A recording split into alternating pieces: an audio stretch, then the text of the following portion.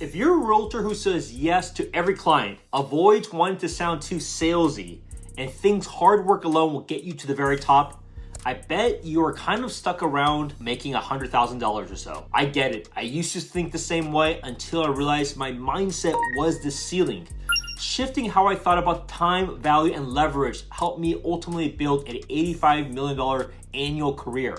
Now, this approach isn't for everybody, but for those trying to take themselves to the next level, you gotta focus on where you should be spending your time and just outsourcing or giving away some of these other opportunities. My name is Spencer Su, and in this video, I'm gonna show you how million-dollar agents think before they ever close a million-dollar deal. I'm working on my mastermind course, so if this is valuable to you, go in the description and submit your information, and I can give you more updates as we progress. So number one, you gotta think about a abundance over scarcity mindset. If you think about it, most people, especially when they're growing up, they're gonna be trying to clamor and get as many different opportunities as they can, which is not a bad approach. However, as you start getting some more traction, you gotta make those difficult decisions. Oh wow, is that place a little bit too far? Don't plan to do any sort of business or coverage there. Maybe I should just focus on a specific area.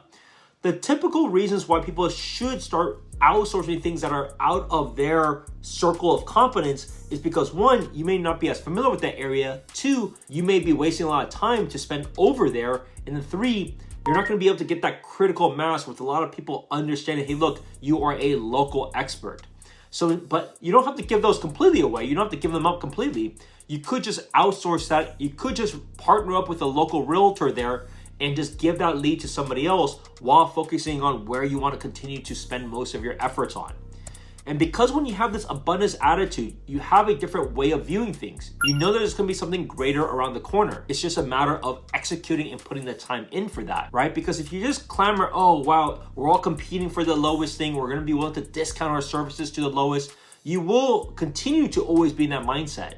But if you realize, look, that client wasn't a fit for me, wasn't the right fit, all good, I'll move on to the next one. This allows you to expand your different options. This allows you to expand your horizons and to be able to work with a lot more different people and people that you may ultimately will help you continue to grow and foster your own career.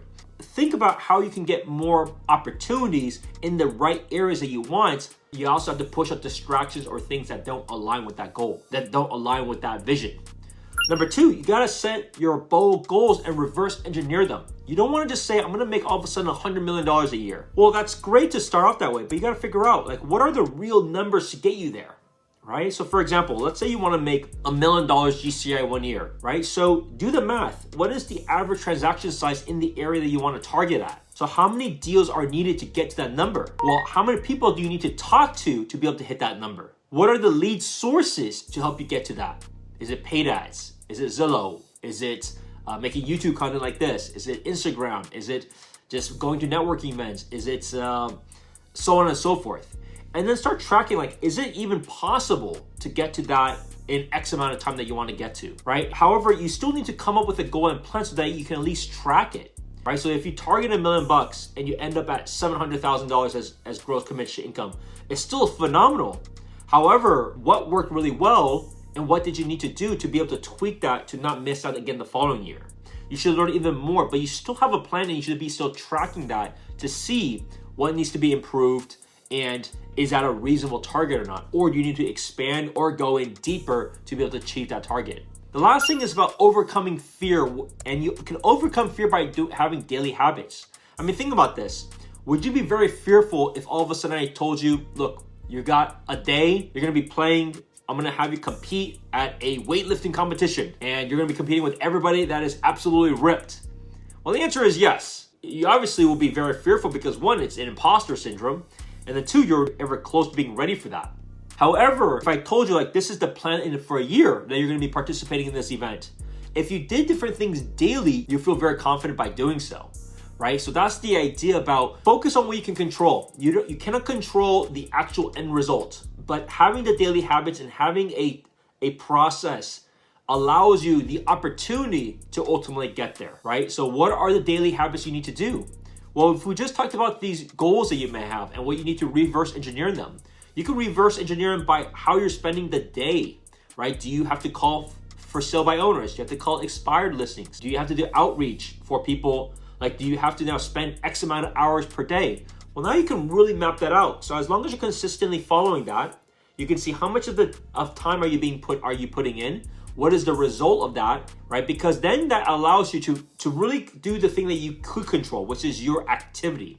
You can't control the conversions. You can't control when people want to buy or sell. However, you can control your output. And your output will ultimately lead to conversations, will ultimately lead to some level of success, right? So as long as you're able to do that and doing that consistently, you will have a bigger funnel that allows you to get to those milestones you had initially targeted. But that would have only happened if you had good daily habits. Now, daily habits works both ways, right? If you don't do it well, things could go bad too, right? So imagine if you're just eating junk food all day, your daily habit of eating junk food can get worse and worse, and you feel worse and worse. Versus if you were exercising daily or eating healthy foods, that's a good daily habit that you can feel and get better and better. So really control those key things. What is happening in the day, making sure you get plenty of sleep, making sure you have a healthy lifestyle, which means good exercise and eating right. And those are the things that are positive catalysts. Compounding will do you really, really well. But if you do it wrong, you'll compound to go the reverse way. So if all of these things are helpful, I am working on my newest course. And so if you're interested in that, get on my wait list. I'll get you some more details as soon as it's ready to go, because our goal is ultimately to help you earn a significant more amount of income. A few of our key sources get you underway. See you in the next video.